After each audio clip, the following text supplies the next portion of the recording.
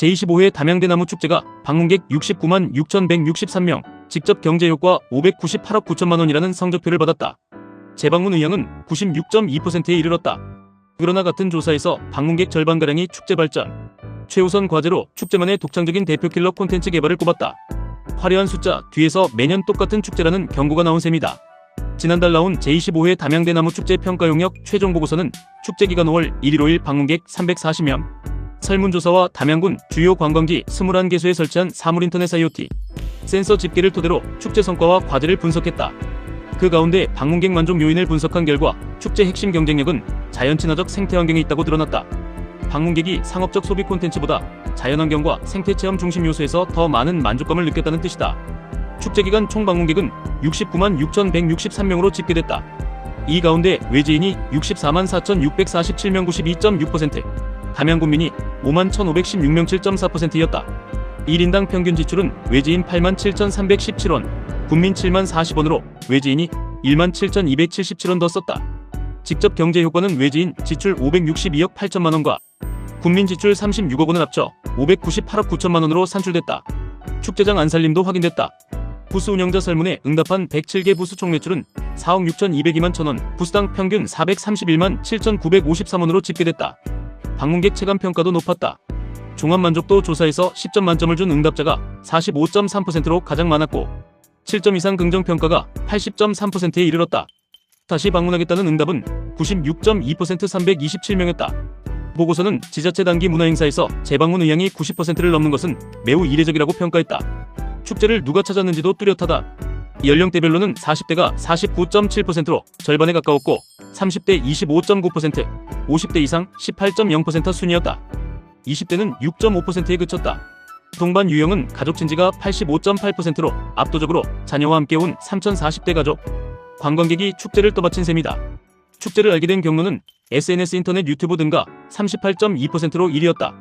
현수막, 포스터 등 축제 홍보물이 22.9%, 주변 지인 권유가 20.6%로 뒤를 이었고 신문 잡지 5.9%와 여행사 1.8%는 미미했다.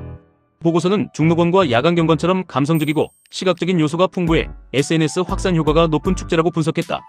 방문 횟수를 보면 처음 온 방문객이 45.9%, 5회 이상 단골이 18.2%로 신규 유입과 재방문 확보가 동시에 이루어지고 있다는 평가다. 체류 구조는 과제로 드러났다. 당일 방문객이 78.2%였고 체류 예정 시간은 3시간 33.6%이 가장 많았으며 24시간이 전체의 약 80%를 차지했다. 하루 이상 머물겠다는 응답은 2.9%에 불과했다. 방문객 거주지는 광주가 49.6%로 절반에 육박했고 담양 외 전남이 17.6%로 근거리 당일형 나들이 구조가 뚜렷했다. 서울, 경기 등 수도권은 11.5%에 그쳤다. 다만 축제장을 나선 발길이 곧장 집으로 향하지는 않았다. 퇴장 후 관방재림으로 이동하겠다는 응답이 37.4%, 메타세포 이야길이 25.0%로 두 생태 관광지 이동 비율만 62.4%에 이르렀다. 보고서는 축제가 담양군 전체 관광 동선을 견인하는 관광 허브 역할을 하고 있다고 평가했다. 체류 구조를 바꿀 가능성은 밤에 확인됐다. 가장 좋았던 프로그램 1위가 중록원 야간경관 40.8%였고 재방문 추천 핵심 요인 1위도 다른 곳에서 보기 힘든 차별화된 야간경관 38.5%로 실제 야간경관 참여율이 82.1%로 야간 운영 찬성률 77.9%보다 높았다. 낮에 왔다가 현장 분위기에 이끌려 저녁까지 남은 방문객이 그만큼 많았다는 뜻이다. 보고서는 이 야간 체류객을 숙박 소비로 연결할 체류형 투어 패키지와 야간 특화 프로그램이 뒷받침되어 체류형 관광 전환이 완성된다고 지적했다. 기반시설 문제는 이번에도 반복됐다. 불편사항 조사에서 접근성 교통주차 불편이 18.8%로 1위였다.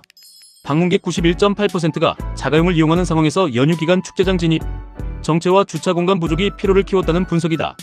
임시 주차장 확충, 실시간 차량 유도 시스템, 거점 연계 셔틀버스 확대를 당면 과제로 꼽았다. 영유아 노약자를 동반한 가족 관람객이 많은 만큼 햇빛을 피할 휴게 공간 확보도 시급하다고 봤다.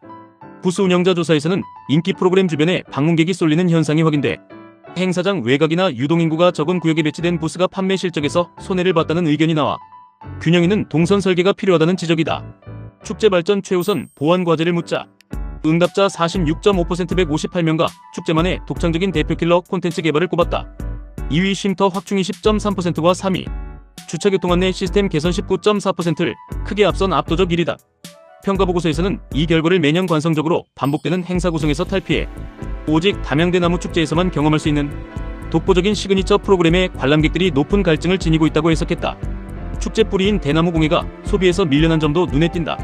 축제장 구매 품목 조사에서 죽세공품 구입 비율은 8.8%에 그쳐 음식 29.8%, 굿즈 23.2%, 농특산품 22.6%에 크게 뒤졌다. 보고서는 전통 공예품이 실생활 활용도와 가격 접근성에서 구매 장벽에 부딪혔다고 진단하고 트렌드를 반영한 생활소품 디자인 개발과 직접 만들어보는 체험형 판매 전략을 주문했다. 보고서는 종합재현에서 단순 행사 중심 축제를 넘어 지역 관광산업과 연계한 지속가능한 관광축제로 발전해야 한다며 대나무를 활용한 차별화 콘텐츠 개발, 체류형 관광 활성화, 지역 상권 연계 강화, 디지털 기반 운영체계 구축을 과제로 제시했다. 25년을 맞은 축제가 잘 치른 축제에서 다시 와야만 하는 축제로 도약하려면 화려한 성적표보다 방문객 절반이 내민 청구서에 먼저 답해야 한다는 얘기다.